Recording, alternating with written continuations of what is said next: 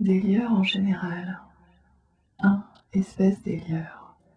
Ce qui lie de par l'univers, c'est Dieu, le démon, l'esprit animus, l'être animé, la nature, et enfin le sort, la fortune ou le destin. Cet universel lieur, qui ne peut être désigné par un seul nom, ne lie pas sous l'espèce corporelle, ni par l'essence corporelle. En effet, le corps ne stimule pas l'essence de lui-même, mais par certaines forces qui existent en lui, qui émanent de lui. On en parle par métaphore comme d'une main lieuse, qui par divers apprêts s'infléchit et oriente afin de lier.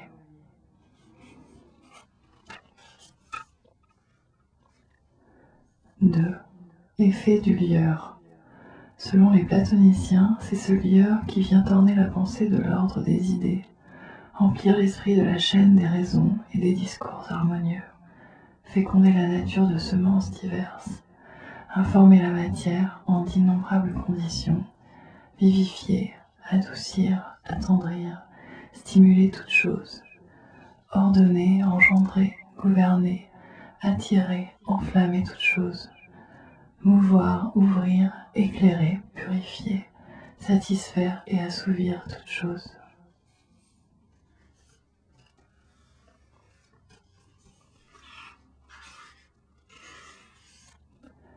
« 14.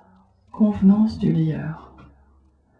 Tout comme sont divers les temps et les occasions, comme surviennent des affections diverses, tout comme il n'est pas une seule et même mesure, rien n'existe qui soit un et simple, de même quantité, de même qualité, et qui puisse plaire également à tous, également les combler, que ce soit des individus pris un par un ou un seul individu en des temps différents, pas plus que ne convient à tous une même nourriture, en même mesure et de même qualité. Ce jugement vaut pour toute chose, par quoi notre appétit est lié.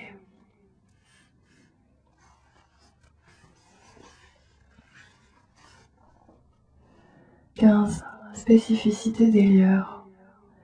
Il est des choses qui lient par elles-mêmes, d'autres qui lient par certaines parties ou qualités en elles. Il en est qui lient en raison d'une autre chose, dont elles sont voisines, solidaires ou auprès de laquelle elles sont disposées.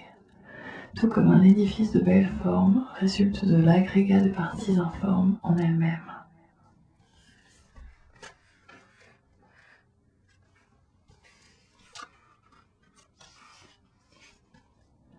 « 21. Comment le lieur est lié.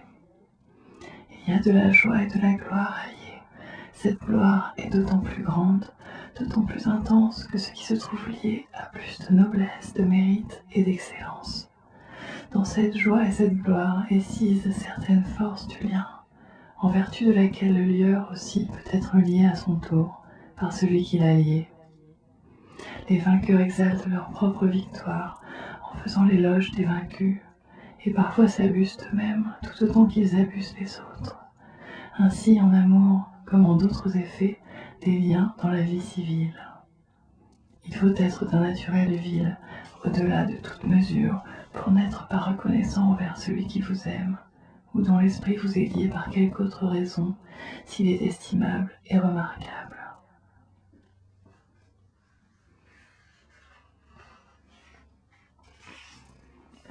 « 22. Distinction entre lieurs. Il est une espèce de lieur qui nous fait souhaiter d'être dignes, beaux et bons, et une autre espèce qui nous fait désirer de nous rendre maîtres du bien, du beau et du digne. Le premier genre s'appuie sur un objet dont nous manquons, le second plutôt sur un objet que nous possédons. Il s'ensuit que non seulement le bien, mais même l'opinion du bien ont pouvoir de lier. Partout, cependant, le lien agit avec certaines proportions et appropriations. L'imagination et l'opinion lient aussi plus de gens que ne fait la raison, et bien plus étroitement qu'elle. Beaucoup parce qu'ils aiment sans raison, encore qu'ils n'aiment pas sans qu'une cause les y pose, sont liés tout en ignorant d'où vient qu'ils sont liés.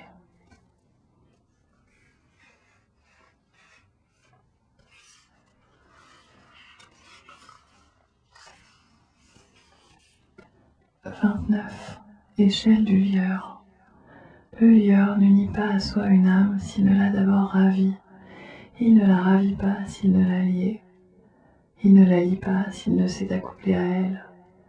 Il ne s'accouple pas à elle s'il ne l'a atteinte. Il ne l'atteint pas sans mouvement. Il ne se meut si ce n'est par élan. Il ne s'élance pas s'il n'a d'abord incliné ou décliné devers elle. N'incline pas s'il n'a pas éprouvé de désir ou d'appétit. N'éprouve pas d'appétit s'il n'a pas eu de connaissance. Ne connaît pas si l'objet ne s'est pas trouvé présent en espèce ou en simulacre, aux yeux, aux oreilles ou à la saisie du sens interne. Le lieur fait donc passer les liens par la connaissance en général. Il noue les liens par l'affection en général. Je dis la connaissance en général parce que parfois on ne sait pas par quel sens s'opère le ravissement. Et je dis l'affection en général parce que parfois elle ne se laisse pas non plus facilement cerner.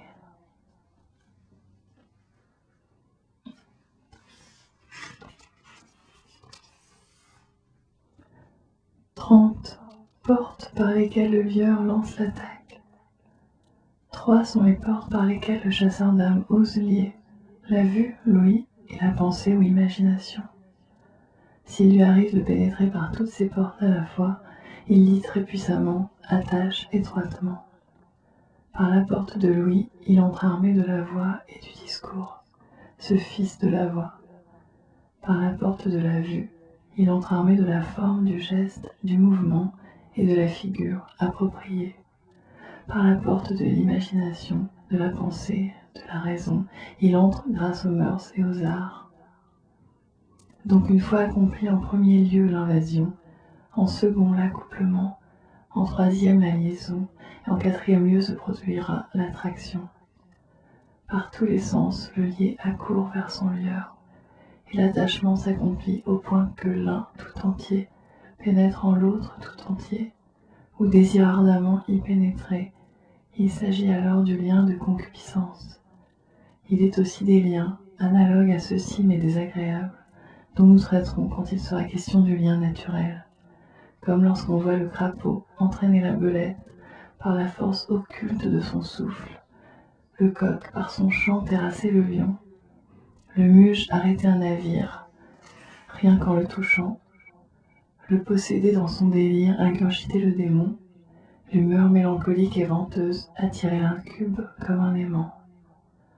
Ainsi donc le domaine du lieur compte 30 directions déterminées par 1 l'espèce, 2 l'effet, 3 l'art, 4 le nombre, 5 le sens, 6 la multitude, 7 le caractère, 8 la facilité, 9 la coïncidence des contraires, 10 la diversité, 11 le moyen, 12 la faveur ou correspondance, 13 l'instrument, 14 la convenance, 15 la spécificité, 16 la variété des vertus, 17 le siège, 18 l'après, 19 la diversité des après, 20 la condition, 21 la réaction, 22 la distinction, 23 l'aveuglement ou l'ignorance,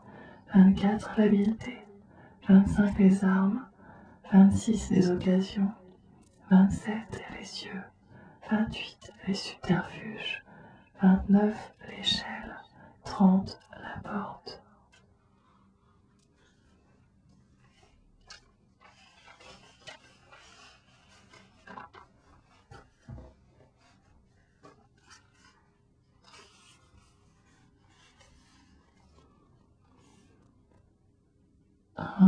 Espèce du diable, autour de Dieu, ou nature universelle, ou bien universel, ou beau absolu, qui est le centre du macrocosme, 4 choses sont en révolution, en telle sorte que, sauf à vouloir être anéanties, elles ne peuvent s'éloigner de ce centre, ni l'abolir, pas plus qu'une circonférence ne peut destituer son propre centre.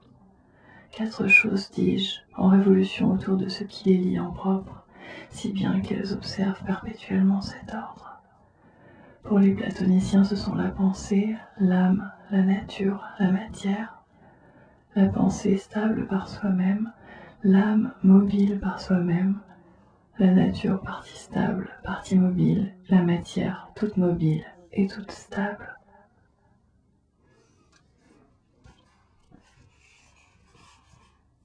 Deux conditions du liable. Rien n'est lié s'il n'est apprêté de façon très appropriée, parce que l'éclair ne se communique pas à toute chose en même façon.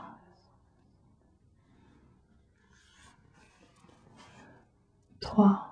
Forme du liable. Toute chose liée est en quelque manière sensible, et dans la substance de cette sensibilité, on découvre une certaine espèce de connaissance et d'appétit. L'aimant en son genre ne fait rien d'autre lorsqu'il attire ou qu'il repousse.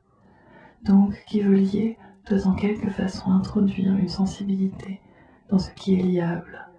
En effet, le lien suit la sensibilité d'une chose comme l'ombre suit le corps.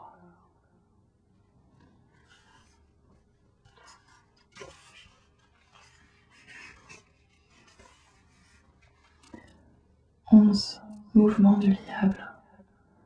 Dans les choses composées, variables, et généralement dans toutes les choses qui subsistent, une rénovation de leur nature et disposition, entre lesquelles l'âme et l'esprit, qui assument divers états successifs, à travers les corps et l'émotion des corps, bien que l'une et l'autre substance, chacune en sa simplicité, soit tout à fait constante et éternelle.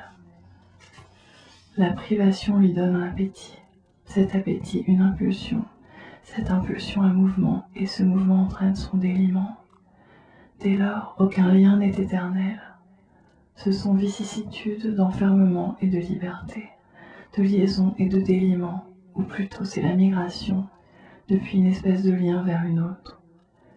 Et comme tout ceci est naturel, et précède, accompagne et suit la condition éternelle des choses, la nature lie par la variété et le mouvement, et l'art émule de la nature, multiplie les liens, les varie, les diversifie, ordonne et compose en une certaine succession. L'immobilité répugne tellement de choses que parfois nous nous portons même plus vers ce qui est défendu, et en sommes affectés par un plus vif désir.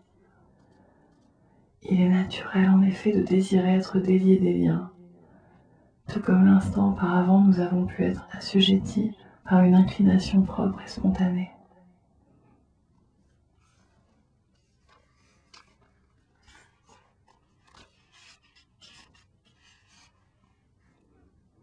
« 28. Perfection du liable. Et lier parfaitement ce qui est attaché par toutes ses facultés et parties. Le lieur doit donc en reconnaître le nombre, afin qu'il puisse prendre le liable, d'en serrer par maintes, voire toutes, s'il le veut attacher à la perfection. Pour lui ne doivent être douteux ni inaccessibles les aliments et les séductions de l'âme et de l'esprit, divers selon leurs diverses puissances.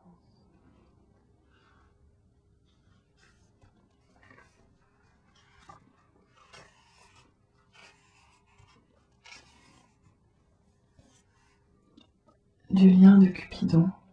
6. Porte des liens. Les ouvertures par lesquelles on jette les liens sont les sens.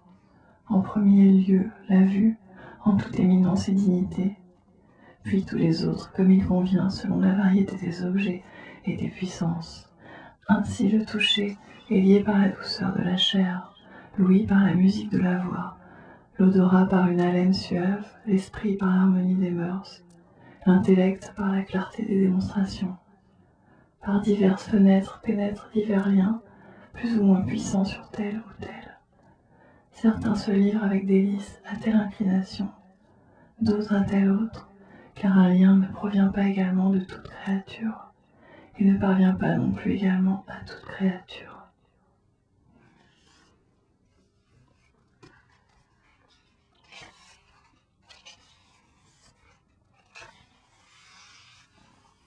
« 13. Principal effet du lien. Un unique amour, un unique lien, fait toute chose une. Mais il prend divers visages en diverses choses, de sorte que le même lie différemment ce qui est différent. Ainsi dit-on de Cupidon qu'il est à la fois supérieur et inférieur, tout nouveau et très ancien, aveugle et infiniment lucide, lui qui fait que toutes choses, de toute leur force, demeurent en elles-mêmes et ne s'écartent pas d'elles-mêmes pour la pérennité de leur espèce.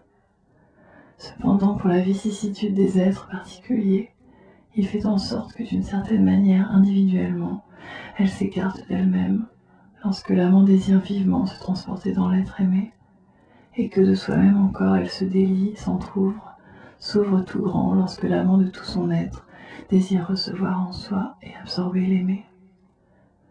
Ainsi donc, le lien par lequel les choses veulent être là où elles sont, et ne pas perdre ce qu'elles ont, ne laisse pas d'être aussi celui par lequel elles veulent être partout, et avoir ce qui leur manque. D'où vient cela? D'un certain contentement de ce qu'elles possèdent déjà, mais aussi d'un désir et d'un appétit pour ce qui est éloigné et qu'elles pourraient posséder, et enfin d'amour pour toute chose, puisque par un bien, un vrai particulier et fini, ne se peuvent assouvir un appétit ni un intellect particulier, qui ne regardent leurs objets qu'en vue du bien universel et du vrai universel. En sorte que par un même lien, une puissance finie dans une matière définie éprouve en même temps la constriction et le desserrement, le morcellement et la dispersion. Tu observeras cette condition générale du lien, en chaque lien selon son espèce.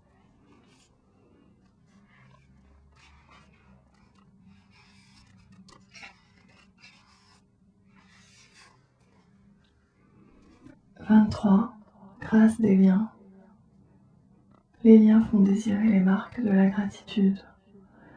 Ainsi, je le montrerai à partir d'un seul genre de lien, des plaintes s'élèvent entre les amants, lorsque chacun se figure que l'autre est son débiteur. L'amant juge que l'aimée a une dette envers lui. Elle doit lui rendre son âme, qu'elle lui a prise. Mort dans son propre corps, il vit dans le corps de l'autre. Et si l'amant se fait moins caressant envers l'aimée, alors elle se plaint de ce qu'il se soucie moins d'elle, et l'amant de se plaindre de l'aimer si... Ici s'interrompt le manuscrit.